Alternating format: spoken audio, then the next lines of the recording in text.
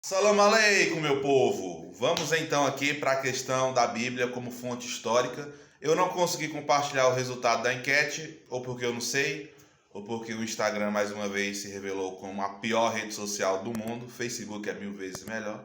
Não sei se vocês estão preparados para essa conversa, mas esse é outro assunto. Então, a maioria das pessoas votaram em sim, a Bíblia é uma fonte histórica. E é mesmo. Então, gente, para entender isso, a gente precisa entender o que é fonte histórica e como a história, enquanto ciência, aborda, encara a Bíblia. Então, uma fonte histórica é tudo aquilo, todo vestígio material ou imaterial que nos coloca em contato com o passado, é o que sobrou do passado. No caso, a Bíblia, enquanto um livro, é uma fonte histórica, como qualquer outro livro religioso, como o Alcorão, Doutrina do Buda. E enquanto fonte histórica, a história, a ciência, vai encarar a Bíblia como um testemunho do povo hebreu barra judeu, que primeiramente era apenas hebreu. Depois do cativeiro da Babilônia, que com a formação do reino de Judá, que virou o povo judeu. Depois posso falar mais sobre isso, mais de cabeça, pelo que eu lembro é isso.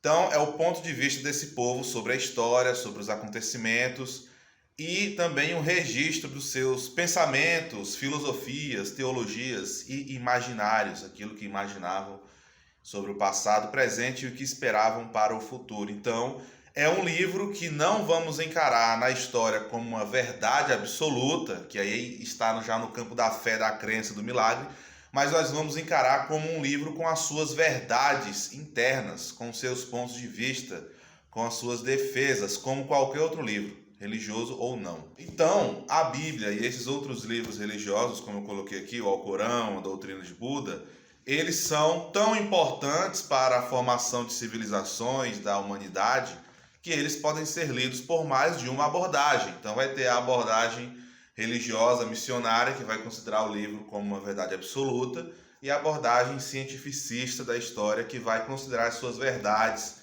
E aí nisso se considera seu contexto de produção, seus autores, as intenções do texto, os conceitos do texto, a sua língua, para a gente compreender então a história a partir do ponto de vista de quem produziu o livro. No caso, entender a história a partir do ponto de vista judeu ou hebraico. Então é nessa perspectiva que a gente analisa a Bíblia. Então vamos para um pequeno exemplo. Torre de Babel. Eu trabalhei isso com alguns alunos do ensino médio. A gente estava vendo sobre a Mesopotâmia, uma das primeiras civilizações, junto com a civilização egípcia, civilização do Vale do Rio Indo e a civilização ali de Çatalhöyük na Turquia, por volta ali de 4.000, 5.000 anos antes de Cristo, perto da invenção da escrita. Pois bem, como os hebreus entraram em contato com os mesopotâmicos, e os mesopotâmicos são citados na Bíblia, incluindo no episódio da Torre de Babel, lá em Gênesis capítulo 11. A Torre de Babel, então, teoriza-se que era um zigurate, que era uma edificação que os mesopotâmicos faziam, uma torre-templo de mais ou menos 90 metros de altura, 8 andares, para alcançar o céu e ficar mais próximo dos deuses. A Torre de Babel, então, seria isso. E aí, então, a gente encara a narrativa da Torre de Babel como um mito, mas esse termo mito ele tem vários significados. Pode ser a crença no talento de alguém, como Elvis, foi um mito do rock. Pode ser também como mentira, o mito dos marcianos, os marcianos verdes, cabeçudos e verdes. Mas na história a gente analisa o mito de forma séria, como uma narrativa com elementos sobrenaturais, miraculosos, que explica uma realidade, algo que aconteceu, algum evento ou alguma coisa. Então, toda a sociedade antiga e medieval tem seus mitos, os gregos, os mesopotâmicos, os egípcios, até a gente hoje tem nossos mitos, por exemplo, os super-heróis são uma espécie de mito ali da nossa idade contemporânea, cientificista. Então, cada era tem seus mitos, seu tipo de mito. Que nos interessa então o mito na antiguidade, Idade Média, que é essa história sobrenatural que ela explica coisas, explica o mundo.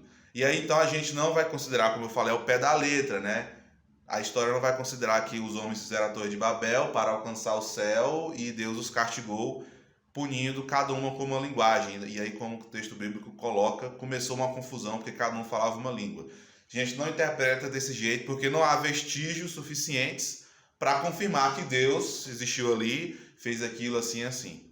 Não, a gente entende como, voltando à questão do ponto de vista judeu, era como os hebreus da época entendiam a quantidade de variação linguística no mundo. Então, isso é perceptível. Cada região do mundo tem uma língua, na verdade, até uma região específica tem várias línguas ou variantes ou dialetos. No caso do Brasil, né, o português no norte é um, no sul é outro, no sudeste é outro, quando você vai aprofundar. Então, os hebreus criaram esse mito da Torre de Babel para explicar como existiam várias línguas. Então a explicação foi essa: os humanos soberbos resolveram construir uma torre para alcançar os céus e Deus os castigou colocando uma língua em cada um. Então é uma forma deles explicarem o fenômeno da variação linguística. E outra coisa, Babel pode ser um nome hebraico para Babilônia, que era uma cidade inimiga dos hebreus que os conquistou e os levou lá para o cativeiro da Babilônia, escravizando os hebreus. Então é lógico que os hebreus, nessa narrativa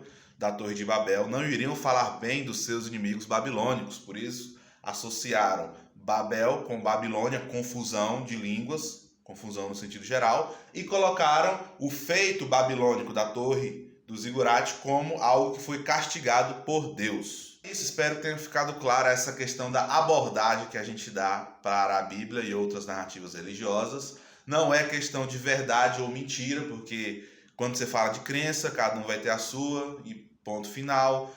Mas a abordagem científica da história, ela está preocupada com a compreensão de sociedades e tempos antigos e atuais. Então a gente faz essa abordagem, vamos chamar de laica, tentando compreender o que quem produziu o livro estava tentando transmitir com essas narrativas presentes na Bíblia. E essa metodologia de análise a gente usa para qualquer outro livro religioso, na verdade para qualquer outro tipo de texto. Como eu falei, desde a doutrina de Buda até o Alcorão do Islã. E a Bíblia que eu trabalho e recomendo é a Bíblia de Jerusalém, porque ela tem tradutores de vários ramos do cristianismo e estudos introdutórios sobre cada livro, antes de cada livro. Espero que vocês tenham gostado da explicação, que eu tenha sido claro. Caso não tenha sido, fique à vontade para mandar dúvidas no direct e vamos aí trocando ideias. Então é isso. A gente vai trabalhar a história antiga e trabalha junto a ideia de fonte e, por que não, usar a Bíblia, no caso, que está é uma realidade mais próxima dos alunos. Muitos são evangélicos, católicos, espíritas. Então, a ideia era essa, trazer um pouco da história para a realidade deles, usando a Bíblia como fonte histórica, mas, de novo, usando a Bíblia como qualquer outro tipo de fonte histórica, qualquer outro livro que a gente usa para analisar e entender sociedades no passado.